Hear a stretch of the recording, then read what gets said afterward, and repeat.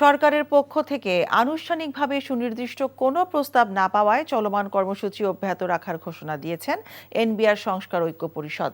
বিকেলে জাতীয় রাজস্ব ভবনের সংবাদ সম্মেলনে একথা জানান উপ কর কমিশনার সঞ্জিতা খানম। বলেন, আগামী মঙ্গলবার অর্থ উপদেষ্টা এনবিআর কর্মকর্তাদের সঙ্গে বৈঠক আহ্বান করলেও তারা সুনির্দিষ্ট কোনো বার্তা না পাওয়া পর্যন্ত কলম বিরতি কর্মসূচি চালিয়ে যাবেন। এনবিআরকে বিলুপ্ত করে আলাদা দুটি বিভাগ চালু করার সিদ্ধান্তের প্রতিবাদে টানা চতুর্থ দিনের মতো এদিন কলম বিরতি পালন করেন কর্মকর্তা কর্মচারীরা। তাদের দাবি, এনবিআর বিলুপ্ত নয়, বরং সরকারি এই সংস্থাটিকে স্বতন্ত্র ও শক্তিশালী রেখেই রাজস্ব খাতে সংস্কার করতে হবে। তারা বলছেন, সংস্কার হতে হবে বাস্তবমুখী এবং অংশীজন সহ কর্মকর্তা কর্মচারীদের দক্ষতা এবং অভিজ্ঞতার মূল্যায়নের ভিত্তিতে। মিডিয়ার মাধ্যমে জানতে পেরেছি, অর্থ উপদেষ্টা মহোদয় এনবিআর কর্মকর্তাদের সাথে আগামী মঙ্গলবার বিকেল ৩:৩০ মিনিটে আলোচনায় বসবেন, কিন্তু আনুষ্ঠানিকভাবে কোনো সুনির্দিষ্ট প্রস্তাব পায়নি।